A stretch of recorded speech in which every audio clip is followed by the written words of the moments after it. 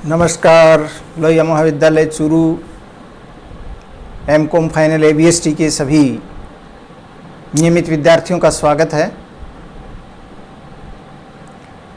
प्रिय विद्यार्थियों, पिछले जो 4 आपके व्याख्यान हुए हैं, उन व्याख्यान में आपको ऑपरेशंस रिसर्च, उसकी स्ट्रेटेजी, उसकी इम्पोर्टेंस, इन सब चीज़ों के बारे में अपन डिस्कस किया। ये सभी पॉइंट्स, ये सभी जो टॉपिक्स हैं वो थियोरेटिकल चैप्टर्स टॉपिक्स थे। आज से जो आपका टॉपिक प्रारंभ होने जा रहा है वो बहुत ही इम्पोर्टेंट टॉपिक है। इस टॉपिक चूँकि काफ़ी बड़ा है, इसलिए इस टॉपिक के अपन कुछ पार्ट्स के अंदर इस टॉपिक को अपन करेंगे। उस पार्ट्स में डिवाइड करके इस चैप्टर को अपन करेंगे।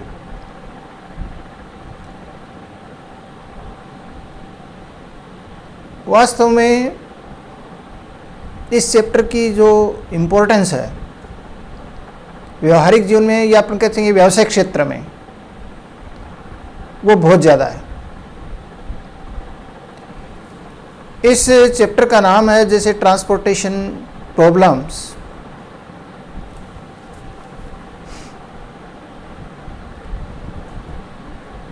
ये परिवहन समस्याएं कब उत्पन्न होती हैं? ये तब उत्पन्न होती हैं जब माल को कई पूर्ति वाले स्थानों से कई मांग वाले स्थानों पर भेजना होता है। व्यवहार में अपन देखते हैं कि कुछ ऐसे उत्पाद होते हैं जो कि एक से अधिक फैक्ट्री में बनते हैं और उनको एक से अधिक वेयर हाउसेज में भेजना होता है। मान लीजिए किसी एक बिजनेस हाउस है, उसकी 4 फैक्ट्रीज हैं और उसके 4 ही वेयर हाउसेज हैं। तो 4 फैक्ट्री से 4 वेयर हाउसेज में माल को ट्रांसपोर्ट करना पड़ेगा। तो कहने का अभिप्राय ये हुआ कि 4 जगह तो माल उपलब्ध है, यानी पूर्ति है, यानी सप्लाई है। तो जैसे 4 ABCD 4 सप्लाई सेंटर हुए और उनके वेयर हाउसेज जैसे 4 है, मान लो वेयर हाउसेज WXYZ, तो 4 ही इनके डिमांड सेंटर हो गए। तो इनको माल भेजना होता है, तो माल को ट्रांसपोर्ट करना पड़ेगा। ऐसे अपन देखते हैं कि माल वेयर हाउसेज में जाता है, फिर माल होलसेलर्स को जाता है, फिर माल रिटेलर्स को जाता है, फिर उसके बाद कंज्यूमर्स को जाता है। तो ये एक सप्लाई चेन होती है, आपूर्ति श्रृंखला जिसको बोलते हैं। इस समस्त आपूर्ति श्रृंखला में माल को एक डिमांड सेंटर को, एक सप्लाई सेंटर से डिमांड सेंटर्स को माल इस प्रकार से भेजा जाना चाहिए कि ट्रांसपोर्टेशन कॉस्ट मिनिमम आए और सभी मांग वाले स्थानों की मांग पूरी हो जाए। ये भी इसका एक टारगेट है। तो इस ट्रांसपोर्टेशन से संबंधित मॉडल समस्या है, उसका टारगेट हमारा क्या हुआ कि विभिन्न पूर्ति वाले स्थानों से विभिन्न मांग वाले स्थानों पर इकाइयां इस प्रकार से प्रेषित की जाएं कि मांग वाले स्थानों की मांग पूरी हो जाए, नंबर 1। नंबर 2, जो इकाइयाँ भेजी गई हैं मांग पूर्ति वाले स्थान से मांग वाले, तो उनको भेजने की जो ट्रांसपोर्टेशन कॉस्ट है वो मिनिमम आए। There are 2 targets of this type of problem. ऐसी समस्याओं के 2 मुख्य टारगेट हुए, यानी ऐसे माल पूर्ति वाले स्थानों से मांग वाले भेजा जाए कि मांग वाले पूर्ति की मांग संतुष्ट हो जाए मांग वाले स्थानों की, और जो माल भेजने की कॉस्ट है वो मिनिमम आए, टोटल। तो ये टारगेट हासिल करना इस परिवहन समस्या का मुख्य उद्देश्य, लक्ष्य है। अब इस समस्या का सॉल्यूशन के लिए सबसे पहले 1941 में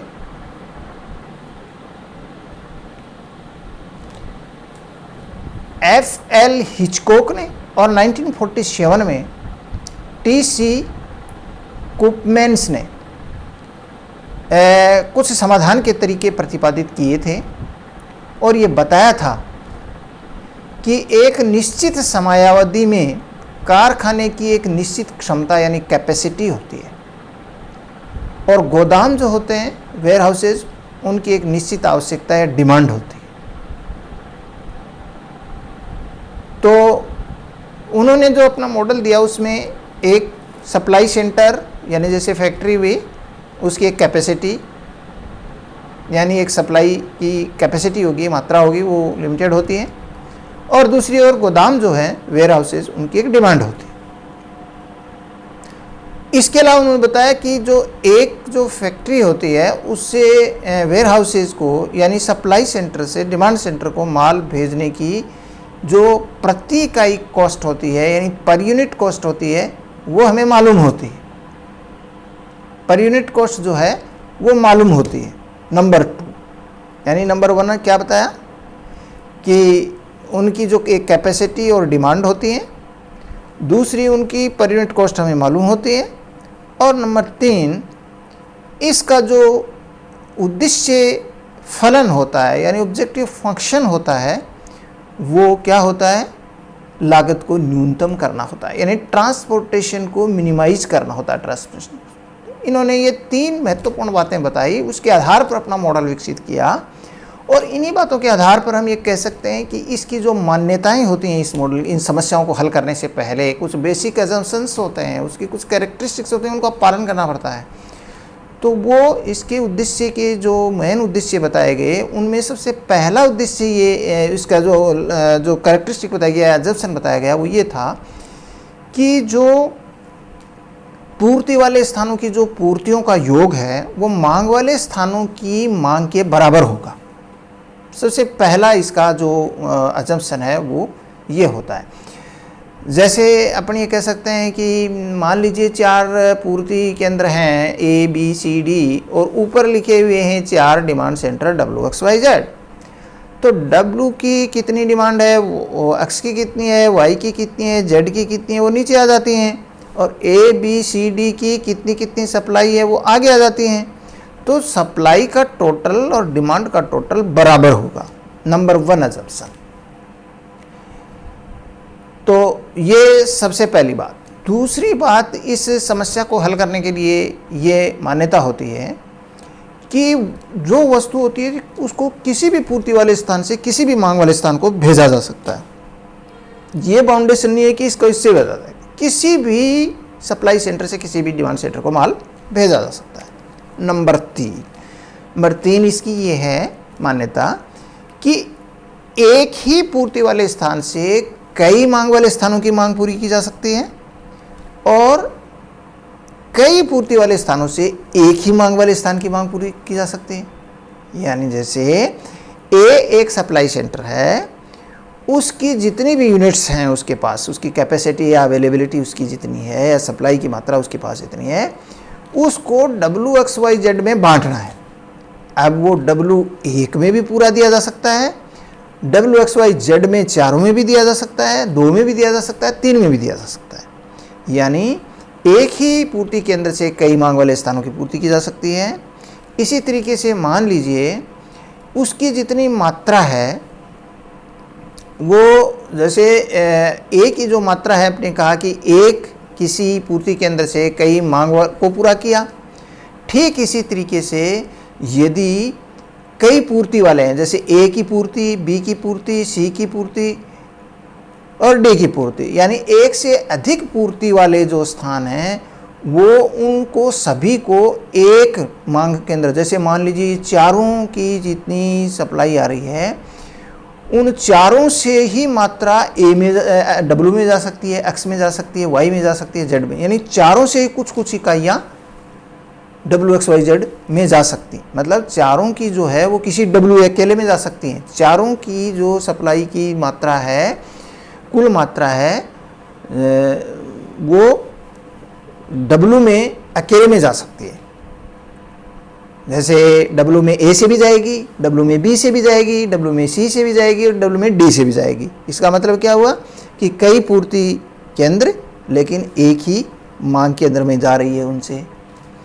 तो ये स्थिति एक मान्यता के रूप में है। हम ये कह सकते हैं, जैसे ये मान्यता कि भी किसी भी पूर्ति वाले स्थान से किसी भी मांग वाले स्थान से जा सकती है। इसका मतलब ये भी निकलता है कि एक से अधिक पूर्ति से एक मांग को पूरा किया जा सकता है और एक पूर्ति केंद्र से कई मांगें पूरी की जा सकती हैं। तो ये एक साधारण सी बात है जो समझने की। तीसरा इसका एक और है जो एस्पेक्ट है, वो ये है कि एक जो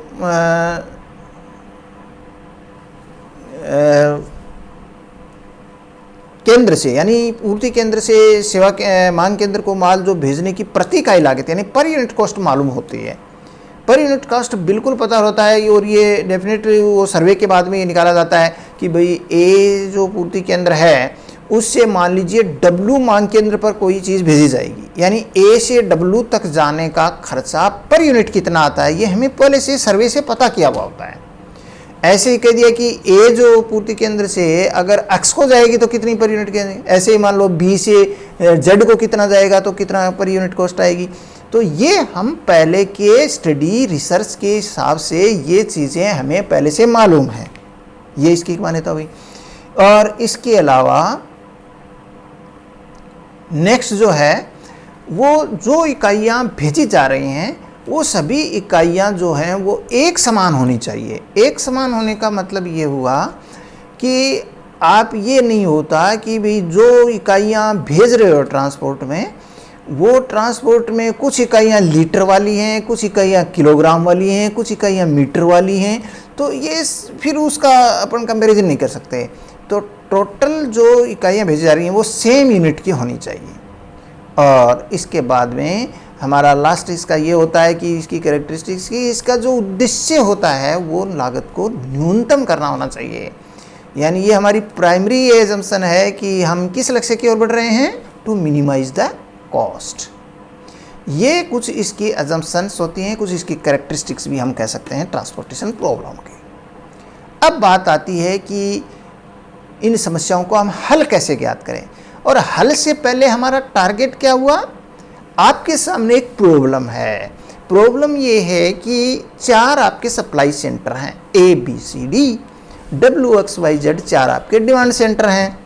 समस्या आपकी क्या है, समस्या ये है कि जो सप्लाई सेंटर 4 हैं उनकी अलग अलग सप्लाई की मात्रा है, उसका टोटल 1 आ रहा है, और डिमांड की भी अलग अलग डिमांड है, उनका टोटल 1 आ रहा है, और दोनों बराबर है। अब आपको करना क्या है, आपको जो सप्लाई सेंटर हैं उनसे आपको डिस्ट्रीब्यूशन करना है कि कितनी ए से डब्ल्यू को जाएगी, एक्स को जाएगी, वाई को जाएगी, जेड को जाएगी, ऐसे कितनी बी से डब्ल्यू एक्स वाई जेड को जाएगी, कितनी सी से जाएगी, कितनी डी से जाएगी। ये इकाइयाँ एलोकेट करनी है। जो इकाइयाँ एलोकेट की जाएंगी उनको अपन कहेंगे, वो जो खाने होंगे वो चौकोर खाने होते हैं जिनको स्क्वायर अपन कहते हैं, वर्ग के रूप में होते हैं। जैसे 4 आपकी रोज हैं, पंक्तियाँ किसकी हुई, 4 रोज हैं किसकी, सप्लाई सेंटर के, और 4 ही कॉलम डिमांड सेंटर के। तो टोटल 16 कॉलम हो गए, 16 डिब्बे हो गए, 16 ब्लॉक्स हो गए। इनको अपन रूप में सेल कहते हैं, CELL सेल। तो वो जो सेल बनी हुई हैं वो 16 सेल है मान लो। अब उनमें से सभी सेल को आवंटित होता नहीं है, तो उनमें से जितनी सेल को एक तरीका है उसके आधार पर इकाइयाँ एलोकेट होंगे कि भी इस सेंटर से इस सेंटर को इतनी इकाइयाँ भेजनी है। यानी हमारा लक्ष्य क्या हुआ कि किस सेंटर से कितनी सेंटर को कितनी इकाइयाँ भेजनी है, और फिर उसके बाद में उनकी कॉस्ट को कैलकुलेट करना। तो ये 2 काम सॉल्यूशन के होंगे, 2 काम सॉल्यूशन के करने पड़ेंगे। पहले तो इकाइयाँ अलॉट करना, क्योंकि हमारा उद्देश्य भी यही था। हमारा उद्देश्य क्या था कि किस प्रकार से इकाइयाँ पूर्ति से मांग केंद्रों पर जाएं, नंबर 1, और दूसरी बात लागत न्यूनतम आए। किस प्रकार से पूर्ति से मांग केंद्रों पर इकाइयाँ जाएं जिससे उनकी डिमांड सेटिस्फाई हो जाए, यानी मांग संतुष्ट हो जाए, और दूसरा उद्देश्य था लागत को न्यूनतम करना।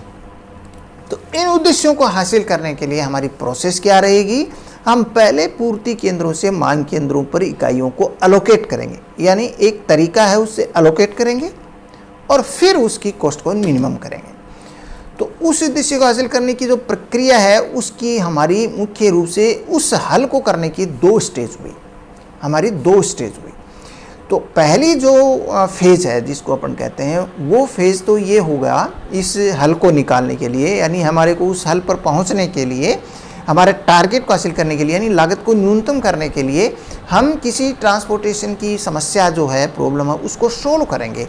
तो उसके सोल्व करने के हमारे पास 2 मुख्य चरण।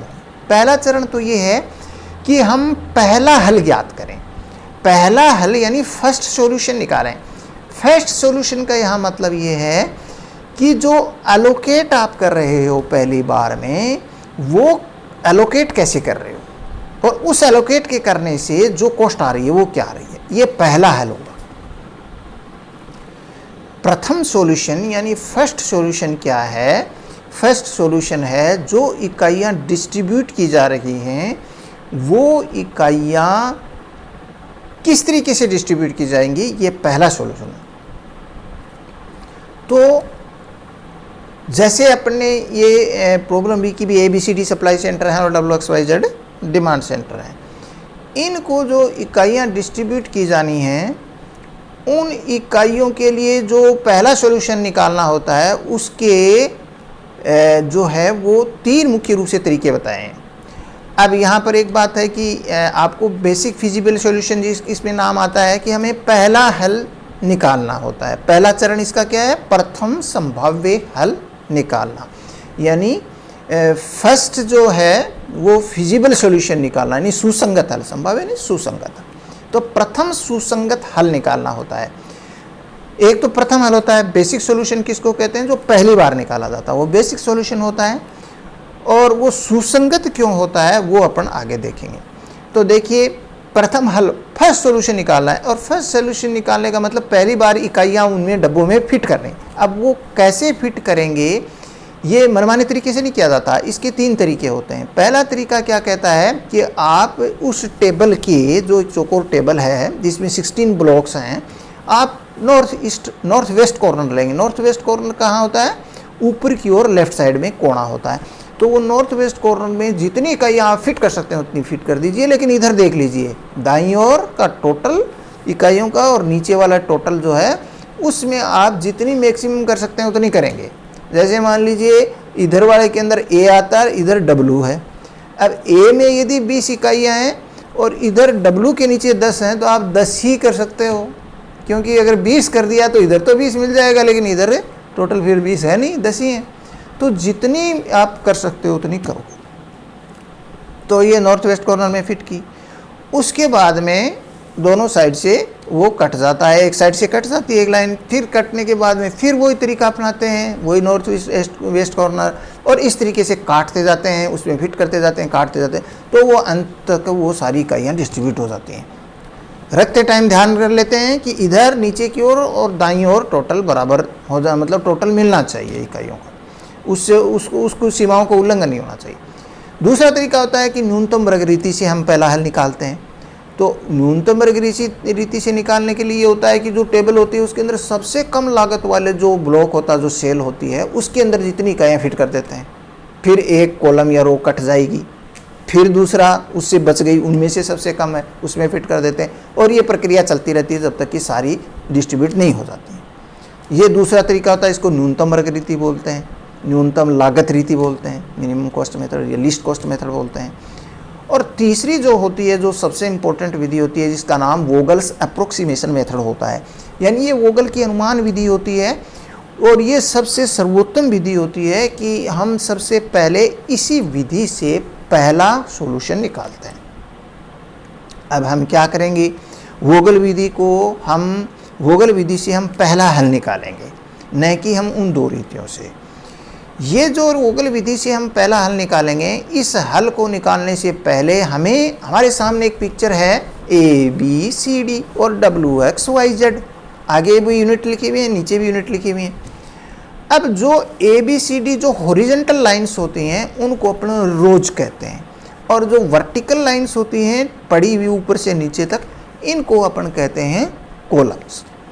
तो ये जो रोज और कॉलम्स होते हैं, इन रोज को हम M स्मॉल से व्यक्त करते हैं, और इधर जो वो होती है उनको अपन n से, तो R बोल दो, C बोल दो या M और N बोल दो। तो जो बेसिक सॉल्यूशन होगा वोगल विधि से, वो हम एक तरीका है वोगल का, उससे अपन सॉल्यूशन करेंगे और उसके बाद में क्या होगा, ये जो सॉल्यूशन करेंगे तो उससे जो सॉल्यूशन आएगा वो सॉल्यूशन पहला हल होगा, लेकिन वो पहला सुसंगत हल कब कहलाएगा। जैसे आपने डिस्ट्रीब्यूट तो कर दिए, अब जो 16 डब्बे हैं उनमें से मान लीजिए नियम क्या होता है कि जो भरे हुए जो डब्बों की संख्या है वो यदि R प्लस सी माइनस 1 या M प्लस N माइनस सी माइनस 1, यानी रोज यानी पंक्ति R बोल दो या M बोल दो, N यानी वो जो हैं वो टोटल वर्टिकल लाइंस यानी कितनी कॉलम्स है उनका जोड़ में से एक कम कर देते हैं उतने भरे हुए डब्बे उनसे। तो जैसे मान लीजिए 4 और 4 8, 4 तो पंक्ति हुई, 4 ही कॉलम हुए WXYZ, तो 7 भरे हुए होने चाहिए। यदि हमारे प्रथम हल में जो हमने आवंटित जो सेल हुई जिनमें अपनी इकाइयाँ फिट की, वो टोटल मिलाकर के 7 डिब्बे भरे हुए होने चाहिए। अगर वो 7 भरे हुए हैं दैट मीन्स आपका हल फिजिबल है, यानी सुसंगत हल है। तो पहला हल, और यदि उसने R प्लस सी माइनस 1 या M प्लस N माइनस 1 की कंडीशन को पूरा कर दिया तो वो पहला हमारा फिजिबल सॉल्यूशन होगा। ये हमें पहले से तय करनी है। अब हम पहले तो फिट करेंगे वोगल विधि से, फिर हम देखेंगे कि वो सुसंगत है या नहीं है। तो पहले तो फिट करने की बात हुई, तो वोगल विधि से हम हल निकालने के लिए यानी एलोकेट करने के लिए हम क्या तरीका अपनाते हैं, इसकी प्रक्रिया का पहला ए, जैसे अपन ने पॉइंट लिखा, ए के अंदर अपने को क्या करना होता है, पहला काम कि प्रत्येक जो रो है या जैसे ए, तो ए की जो रो में हमारे पास 4 डब्बे भरे हुए, इन ए लाइन के अंदर जो सबसे कम लागत वाली जो 2 लागतें होती हैं, जैसे मान लीजिए 8 10 20 12 ऐसे हैं, तो 8 और 10 2 हैं, तो इनका अंतर आया 2। ऐसे हम करके बी में भी सबसे कम लागत वाली, सी में भी 2 सबसे कम और डी में, उनका अंतर हम आगे लिख लेते हैं। ये हमारा पहला अंतर हुआ, जो अंतर हमने प्रत्येक पंक्ति के हिसाब से यानी प्रत्येक रो वाइज लिया, लेकिन लिया अंतर किनका, उन कॉलमों का, इसलिए इनका नाम देते हैं कॉलम अंतर। हम लेते तो हैं प्रत्येक पंक्ति का अंतर, लेकिन चूंकि वो कॉलम होते हैं ऊपर से नीचे, तो उनकी डिफरेंस होता है, इसलिए ये कॉलम अंतर कहलाते हैं। तो ये काम हमने प्रत्येक पंक्ति का कराई थी। ऐसा ही बी हमारा पॉइंट क्या है कि हम प्रत्येक लेते हैं स्तंभ, जिसको हम कॉलम कहते हैं, जैसे W। अब W के नीचे आइए, W के नीचे आपको ABCD के 4 आपके डब्बे भरे हुए, उनमें सबसे कम भरे हुए नहीं, सॉरी, वो 4 डब्बे हैं जिनकी लागतें यानी जो कॉस्ट है, भरे हुए को हम जो डब्बे होते हैं जैसे एलोकेट करते हैं, उनको अपन गोले के अंदर अपन उसको अंदर सर्किल में रखते हैं, और जो लागतें होती हैं उनको कोने के अंदर अपन स्क्वायर में रखते हैं। तो वो जो लागतें होती हैं कोने के अंदर, उनके हम अंतर ले लेंगे। तो जैसे W के नीचे ABCD हैं, तो उनमें 4 में जो सबसे कम लागत वाली 2 हैं उनका डिफरेंस लिख लिया। ऐसे ही X के नीचे, ऐसे Y के नीचे और ऐसे Z के नीचे, तो ये डिफरेंस आया नीचे। इस डिफरेंस को हम यानी जो प्रत्येक कॉलम के नीचे जो डिफरेंस होते हैं उनको हम रो डिफरेंसेस कहते हैं, और जो प्रत्येक रो के सामने होते हैं उनको अपन कॉलम डिफरेंसेस कहते हैं। तो ऐसे करके हमने पहले तो रो के 4 डिफरेंस आए, ऐसे कॉलम के नीचे भी 4 डिफरेंस आए। अब ये पहला डिफरेंस कहलाता है। इस डिफरेंस में से यानी जो कॉलम डिफरेंस और रो डिफरेंस आपने लिए, यानी जो सामने लिए जो नीचे लिए, उन डिफरेंसेस में जो सबसे बड़ा अंतर है उसको अपन राइट क्लिक करते हैं। ये सी आया अपना। सी के अंतर्गत अपने क्या किया कि जैसे मान लीजिए यदि सामने वाली जो पंक्ति के सामने जो अंतर आए, उस अंतर के अंदर मान लीजिए सी के अंदर जो है वो बड़ा आया, इधर WXYZ में उससे छोटा है अंतर है, और इधर जो ABCD के सामने आया वो सबसे बड़ा सी में आया, सी के सामने आया, तो सी के सामने हमने उस अंतर के आगे राइट क्लिक कर दिया। अब हम उसकी ओर लेफ्ट की ओर जाते हैं, ठीक है। ऐसे ही जो है वो नीचे मान लीजिए W के नीचे वाला बड़ा आता है तो उसको राइट क्लिक कर देते हैं। तो ये अपने C प्रोसेस है उसके अंतर्गत आते हैं। यानी A प्रोसेस ने क्या लिया, प्रत्येक पंक्ति के सबसे कम वाले का अंतर ले लिया, और B में हमने क्या किया, प्रत्येक स्तंभ का सबसे कम वाले का अंतर ले लिया। C प्रोसेस हमारी क्या कहती है, ये जो दोनों अंतर में जो सबसे बड़ा अंतर होता है उसको राइट क्लिक किया। अब वो राइट क्लिक अगर अपने आगे के सामने वाले में आ रहा है तब तो आप लेफ्ट में बढ़ेंगे, और यदि वो नीचे वाले में राइट क्लिक आ रहा है तो आप ऊपर की ओर बढ़ेंगे, और फिर आप उस जगह जाके रुकेंगे जहाँ की लागत सबसे कम होती है। जैसे लेफ्ट से बढ़ेंगे तो लेफ्ट में जाकर के जहाँ पर भी उस कॉलम के अंदर, उस रो के अंदर सबसे कम आएगी, वहाँ आप जितनी इकाइयाँ रख सकते हैं उतनी रख देंगे, लेकिन इधर का संतुलन बराबर हो जाना चाहिए। ऐसे नीचे वाले में सबसे बड़ा है तो ऊपर की ओर बढ़ेंगे और रख देंगे।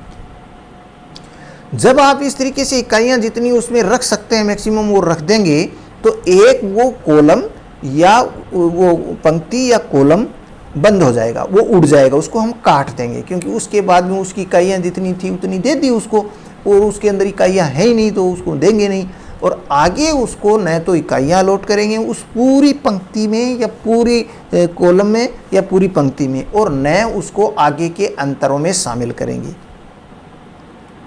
यानी हमने सबसे बड़े को राइट क्लिक करके ऐसे, और फिर इधर या ऊपर बढ़े कम लागत वाले में जितनी इकाई रख सकते हो रख दी, और फिर काट दिया।